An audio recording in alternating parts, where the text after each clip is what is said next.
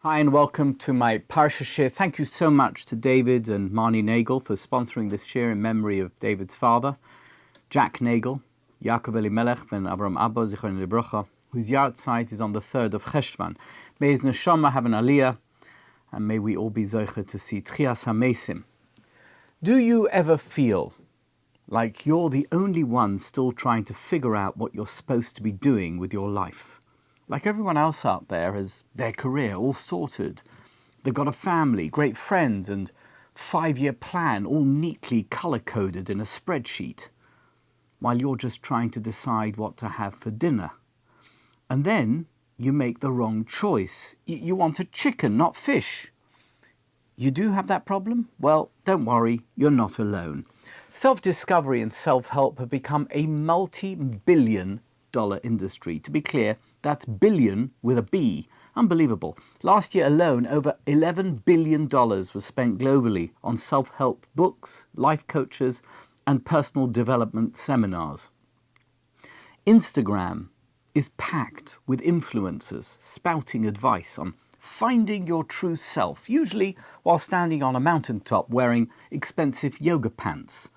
Everyone seems obsessed with answering the question, who am I? And it's not just us regular folks. Celebrities are also not immune. Take Daniel Radcliffe, the actor who played Harry Potter in the Harry Potter movies. After finishing the Harry Potter series, he famously said, "I spent so much time being Harry, I forgot who Daniel was." He went through what he amusingly called a quarter-life crisis. And let's be honest, if Harry Potter can have an identity crisis, what hope is there for the rest of us? Meanwhile, self-help books are a booming industry. The $11 billion has to go somewhere. And it's no wonder. Who wouldn't want a little life advice from someone who writes a book with a catchy title?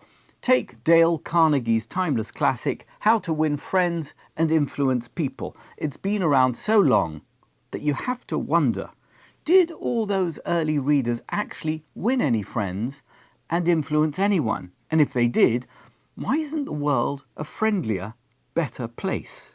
Then there's Susan Jeffers with her boldly titled, Feel the Fear and Do It Anyway. Easy for her to say, she's not the one staring down a spider in the shower. For the overthinkers among us, Nick Trenton's book, Stop Overthinking, and S.J. Scott's Declutter Your Mind sound like they might help, although, ironically, just choosing between the two of them might cause more overthinking. A paradox, as you might say. And who could forget Brian Tracy's Eat That Frog? It's a book about tackling procrastination, but honestly, the title feels more like a dare. Meanwhile, James Clear's Atomic Habits assures us that tiny changes lead to big results, which is inspiring until you realize it means you might have to start flossing. And if none of these books work, you could always just Marie Kondo your way through life with her book, The Life-Changing Magic of Tidying Up, because nothing says enlightenment like rolling your socks into perfect sushi shapes. And then there's Eckhart Tolle's The Power of Now, which reminds us to seize the moment. Definitely better advice than The Power of Later, which most of us are already practicing. And for those who prefer a no-nonsense approach, Sarah Knight's You Do You encourages us to embrace ourselves, yoga pants and all.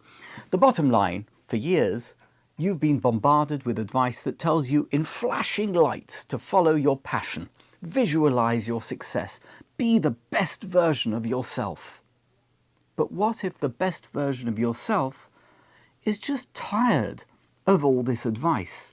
I've thought of a new book that I might write. It's titled Unhelp Yourself. It will be a self-help book for people who've had enough, too much, of self-help books. It will be about ditching the cliches, cleansing yourself of the recycled mantras, and discarding the endless pressure to live your best life. Instead, it will invite you to hit the reset button, strip away all the noise and start fresh on your own terms, with your own rules, because sometimes the best way to move forward is to unlearn everything that's been holding you back. Anyway, just a thought. If you want to help me write the book, please get in touch. In the meantime, here's a thought. This obsession with finding yourself isn't new. It's not new at all, because the Torah was talking about identity struggles long before anyone ever wrote a self-help book.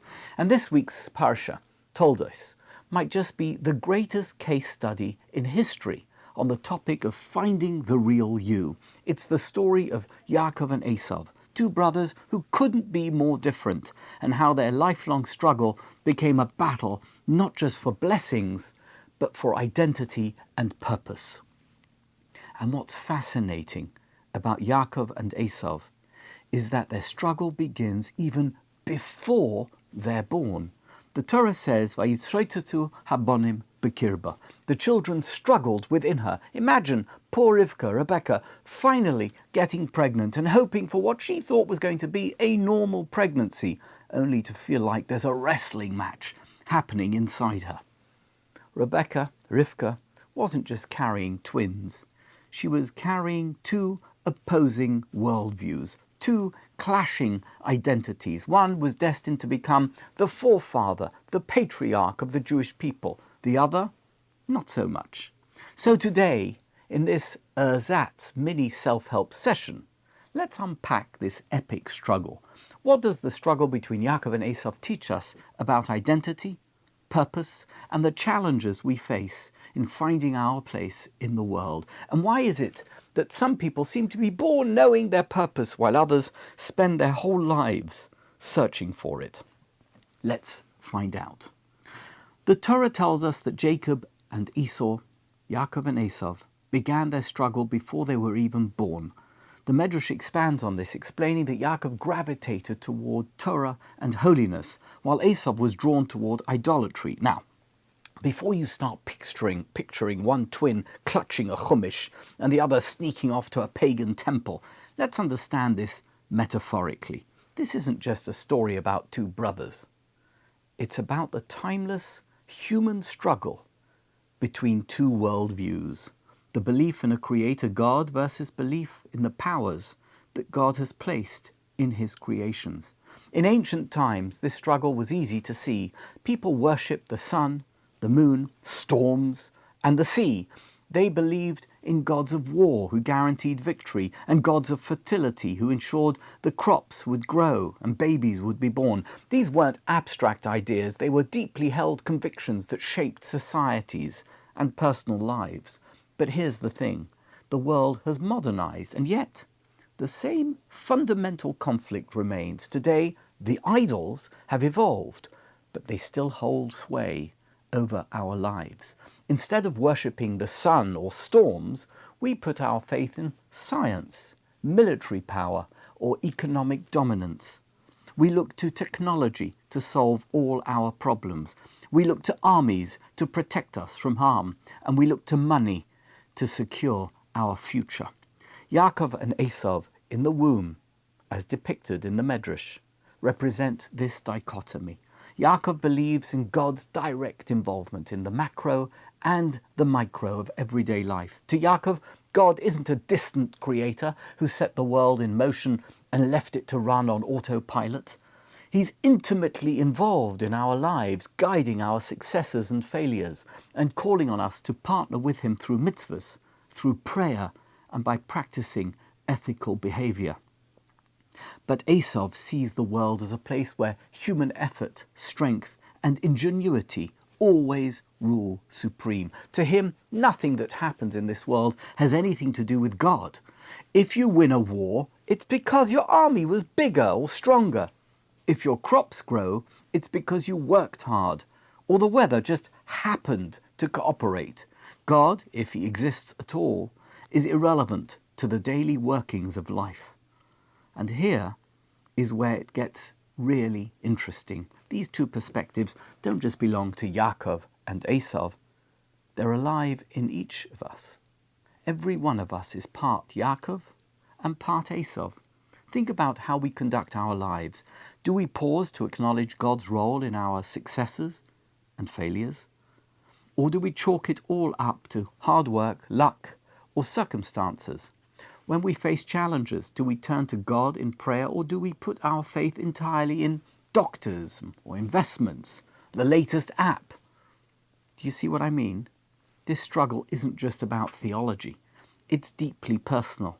It's about how we see the world, how we approach our choices, and ultimately, how we define what's meaningful in our lives. The story of Yaakov and Esav is teaching us that these two worldviews are always in conflict, and the way we resolve that conflict will determine how we live, not just in theory, but in practice every single day.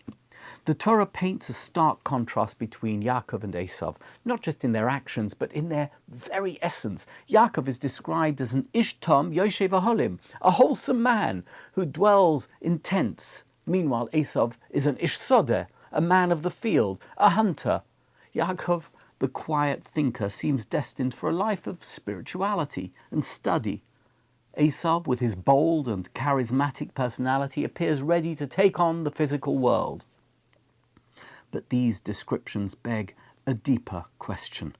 Were Yaakov and Esav born this way, or did their environment shape them? And more fundamentally, are we defined by how we are born, or can we change our destiny? The Torah suggests that the differences between Yaakov and Esav were present even before birth. The Ishbitzer Rebbe in Mea Sheloach explains that this pre-birth struggle reflects the unique spiritual paths God assigned to each of them. Esav was drawn to the physical world, designed to engage with it and elevate it. Yaakov was drawn to the spiritual, tasked with building a relationship with God and transmitting divine values to future generations. But the Ishbitzer emphasizes that every strength carries with it a potential weakness. For Esav, the danger was becoming consumed by the physical world, forgetting his responsibility to elevate it. And tragically, that is what happened. For Yaakov, the risk was equally significant. He could have become overly insular, remaining confined to his tents and disconnected from the practical realities of life.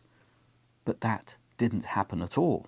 Yaakov is the poster child Renaissance man, a deeply holy man who communicates with God and at the same time aware of the world, a good businessman, a fantastic strategist, versatile, resourceful, not just an ascetic hermit living in a monastery and doing holy things. The point is, if Yaakov had chosen to avoid the complexities of the physical world, he would have failed to fulfill his mission of bringing holiness into all aspects of life. God does not want us to retreat from the world. He wants us to be holy, certainly, but he also wants us to engage with the world around us and elevate it. Yaakov's mission was not simply to dwell in spirituality, but to wrestle with the challenges of life and transform them into opportunities for growth. Rabbi Nachman of Breslov takes this idea even further. While we are all born with certain tendencies, he teaches that these do not define who we are. Rabbi Nachman had a famous dictum: if you believe you can break something, then believe you can fix it. This reminds us that we always have the power to transcend our nature. Even someone like Esav, who was drawn to the physical world, could have chosen to elevate his natural inclinations and become an ish tom, somehow alongside his ish sodeh, just like Yaakov became an ish sodeh beside his ish tom. Yaakov, despite his spiritual nature, had to learn to engage with the real world. For Reb Nachman, spiritual growth comes through struggle, through stepping outside our comfort zones and confronting our personal challenges. This is what explains Yaakov's transformation from Yaakov, the one who grasps, Yaakov, that's what it means, to Yisrael, the one who wrestles with God. His incredible journey teaches us that even those destined for spirituality must engage with the material world to achieve their potential. Esav succumbed to the physical world, allowing it to dominate him rather than elevating it. His impulsive decision to sell his birthright for a bowl of lentil soup epitomizes this failure. Instead of seeing the birthright as a spiritual legacy, he viewed it as a meaningless abstraction in the face of immediate hunger. Yaakov is exactly the opposite. His life shows his gradual realization that spirituality cannot exist in isolation. When he secures the blessings, he hesitates, requiring his mother's push to act. But he does do it. Later, in his confrontation with Lavan, and then with the angel, Yaakov fights, stands up for himself, physically wrestles, symbolizing his ultimate ability to engage with and transform the world. The Ishbitzer and Reb Nachman together offer us a profound lesson. While nature gives us a starting point, it is nurture, namely our choices, our struggles, and our willingness to grow that determines where we end up. Esav had the potential to elevate the physical, and Yaakov had the potential to transform spirituality into action. Both paths were fraught with challenges, but the choices they made ultimately defined their destinies. For us, this means recognizing that our strengths carry risks and our weaknesses hold opportunities. None of us has all the qualities that others have, but we certainly have qualities they don't have. Like Yaakov, we must balance our spiritual aspirations with real-world engagement, using our strengths and overcoming our weaknesses. I'm not saying it's easy. It's not easy. But Yaakov teaches us it can be done, while Esav teaches us what not to do.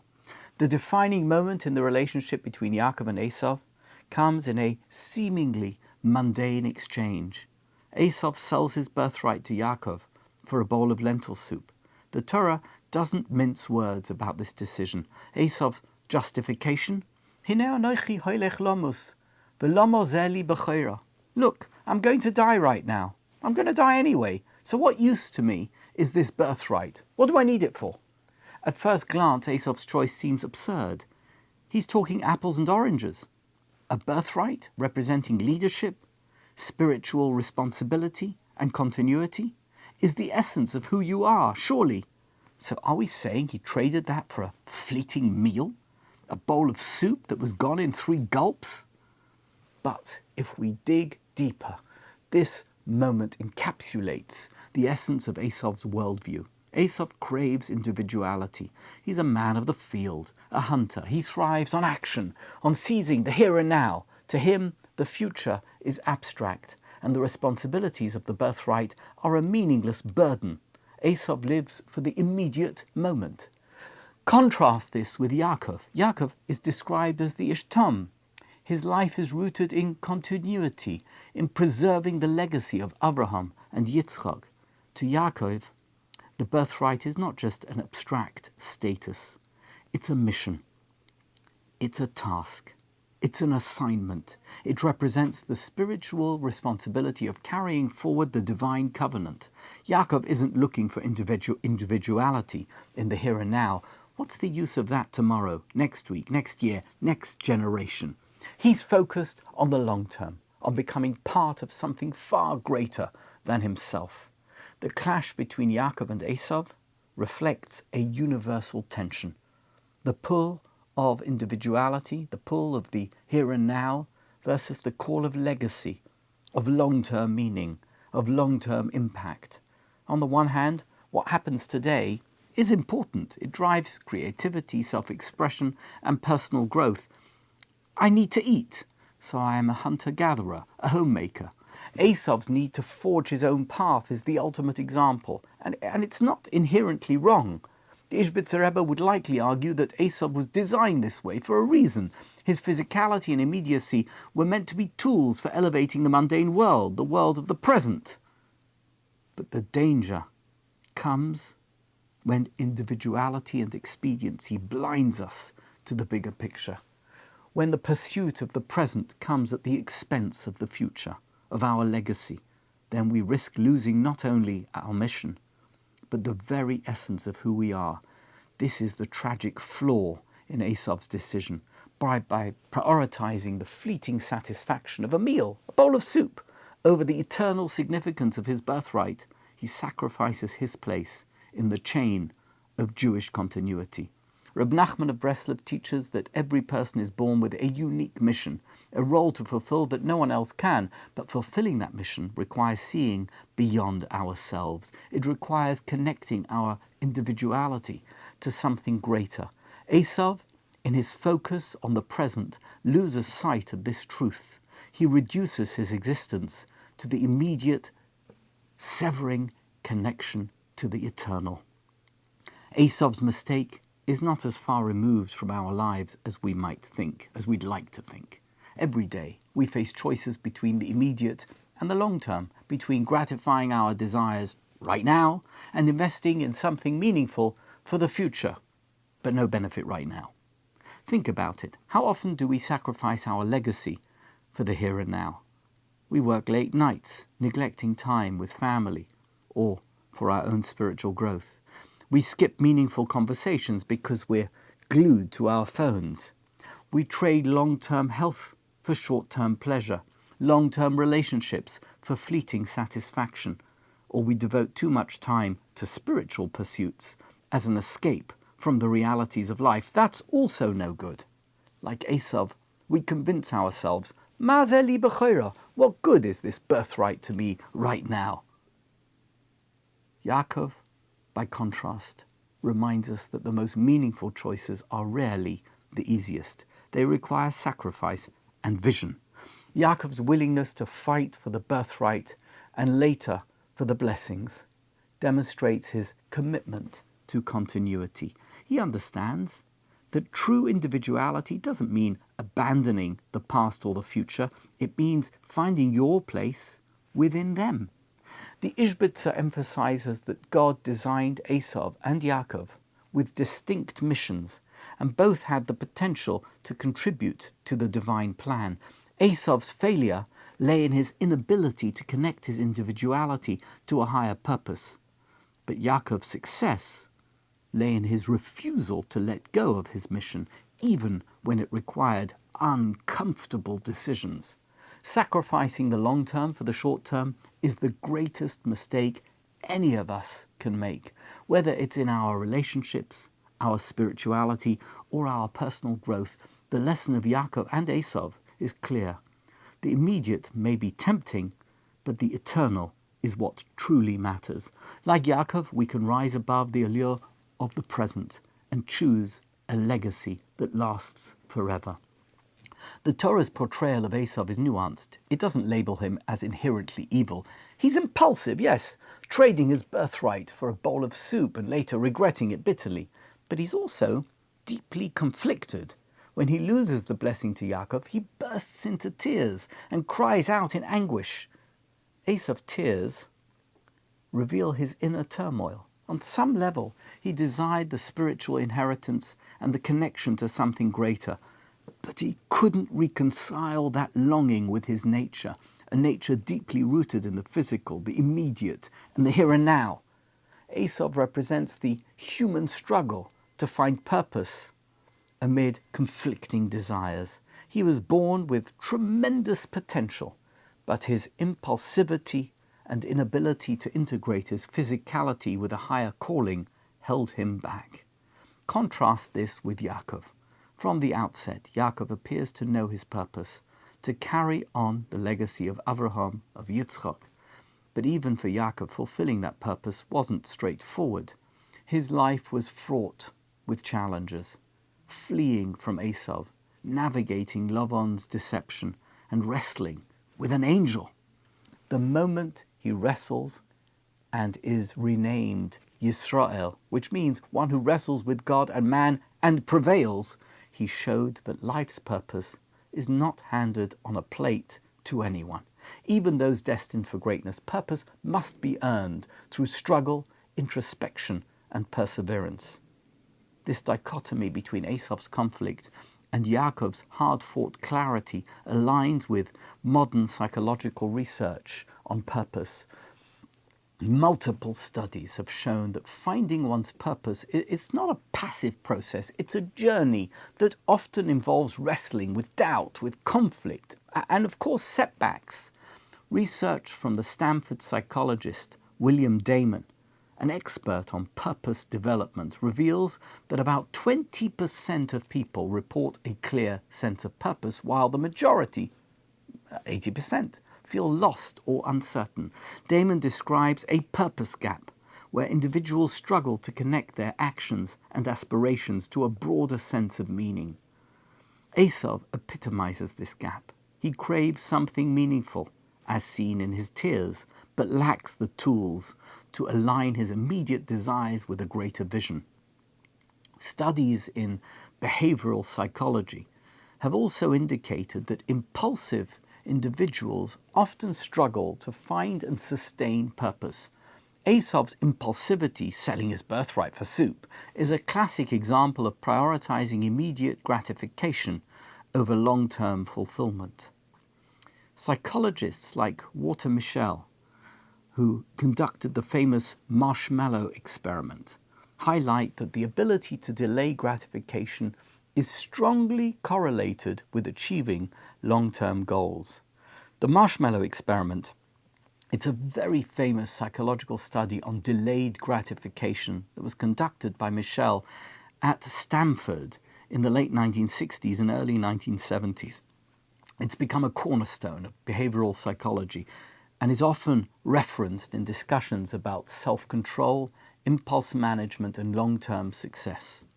The setup was as follows. Children aged 3 to 5 were seated in a room on their own with a single marshmallow on a plate in front of them. They were told they could eat the marshmallow immediately. However, if they waited 15 minutes without eating it, they would be rewarded with a second marshmallow. The researcher then left the room, leaving the child alone with the marshmallow. Some children ate the marshmallow right away. Others tried to wait, but eventually they gave in, eating the marshmallow before the 15 minutes were up. A few managed to wait the entire time to earn the second marshmallow. Mischel then did follow-up studies that tracked the children over several decades. Researchers found that those who were able to delay gratification, waiting for the second marshmallow, tended to have better outcomes later in life, including, listen to this, higher academic achievement, like higher SAT scores, better health, greater emotional resilience, and more successful careers. It's amazing. The key insights were obvious. Firstly, self-control matters. The ability to delay gratification is linked to self-regulation and future success. It suggests that learning to manage impulses is a critical skill for achieving long-term goals. Secondly, environmental factors play a role.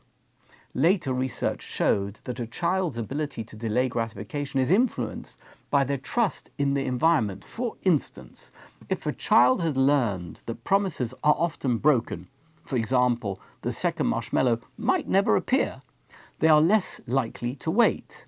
And finally, and this is a critical discovery, skills can be developed. Self-control is not entirely innate. Techniques like distraction, for example, singing a song or turning away from the marshmallow, helped some children succeed, suggesting that one can find strategies for improving impulse management.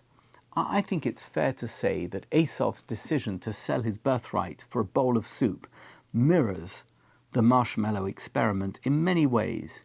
He prioritized immediate gratification over long-term rewards, choosing to satisfy his hunger rather than consider the spiritual and generational significance of his birthright.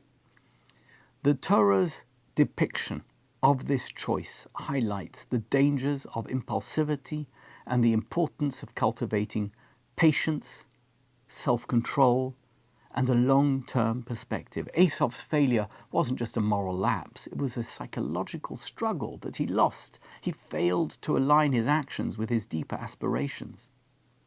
On the other hand, Yaakov's life reflects the findings of researchers like Dr. Carol Dweck, who studies the role of growth mindset in personal development. Purpose often emerges through struggle, and those who view challenges as opportunities for growth are more likely to find meaning in their lives. Yaakov's wrestling with the angel is a metaphorical embodiment of this principle. He doesn't shy away from conflict. He engages with it, transforming his identity and solidifying his purpose in the process. Modern neuroscience also supports the idea that purpose involves integrating different parts of the self. Research by Dr. Andrew Newberg on neurotheology shows that a sense of purpose arises when individuals bridge the gap between their rational and emotional selves. Esav's tragedy is that he couldn't integrate his physical inclinations with his spiritual potential. Yaakov was the opposite, and he achieves his purpose by balancing the intellectual, symbolized by his studying in the tents, with the practical, namely his engagement with the world. Esav's conflict and Yaakov's perseverance teach us that finding purpose is rarely straightforward. It involves acknowledging our inner struggles because, like Esav, we all have conflicting desires, immediate satisfaction versus long-term meaning. The first step is to recognize these struggles and avoid letting them paralyze us. We also need to learn to delay gratification. Finding purpose often means prioritizing long-term goals over short-term pleasures. Whether it's investing in relationships, spirituality, or personal growth, the rewards come from commitment, not impulsivity. And then there is engaging in the struggle. Purpose is never handed to us on a silver platter. Like Yaakov wrestling the angel, we must engage with life's challenges, even when it feels uncomfortable or overwhelming.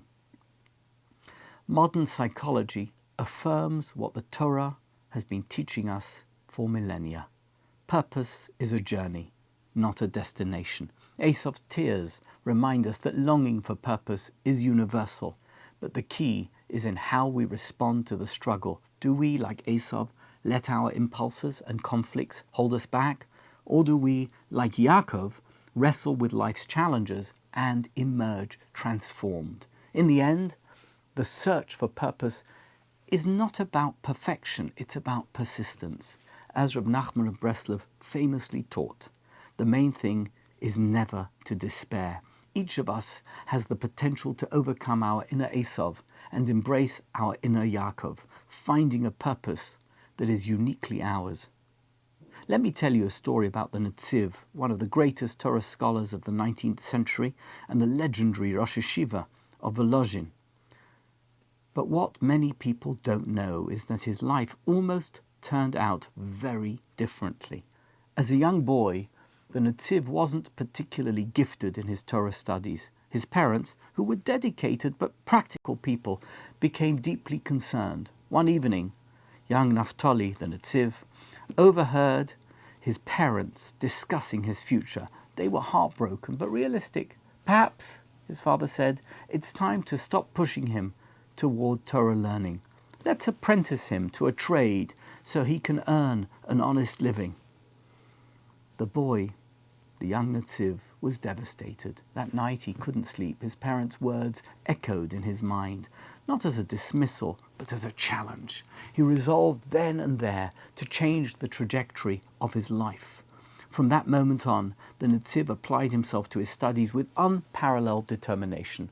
Slowly but surely, his hard work paid off, and he rose to become one of the greatest Torah leaders of his generation, at the helm of Volozhin Yeshiva and writing monumental works like the Hamek Dover on the Chumash, still studied widely to this day. I've used it many times for our shiurim.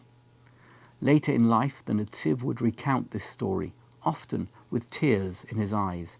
He would say, "What if I had listened to those doubts? What if I hadn't found the strength to rise above my struggles? What would have become of all the Torah I could have learned and taught, of all the people I could have inspired?" It's an amazing story. The Netziv's story reminds us that purpose isn't something handed to us, like Yaakov wrestling with the angel, or like the self-help struggles we talked about earlier. Purpose requires effort, introspection, and resilience. Esav's failure lay in giving up too quickly. He let the immediate need for comfort, whether a bowl of soup or a fleeting victory, overshadow the greatness he could have achieved. But Yaakov and the Netziv show us what happens when you persevere, even when the odds are against you. So, what's the takeaway? Life isn't about finding yourself as much as it's about building yourself. Like the Netziv, we need to rise above the voices, sometimes external, sometimes internal, that tell us we're not capable. It's not about the marshmallow or the bowl of soup or even the birthright. It's about who we become when we decide to fight for our purpose. Self-help books and advice can only take us so far. At some point, we have to stop searching for the perfect formula and start doing the work ourselves. To borrow the title of our imaginary book from the beginning of the shiur, maybe it's time to unhelp yourself, to strip away the doubts, ditch the distractions, and uncover the greatness that lies within. As the Netziv showed us, and as Yaakov's life proves, it's never too late to find your purpose and to make it count. That, I think, just about wraps it all up. Thank you so much for watching. Thank you so much for listening. Thank you. Thank you.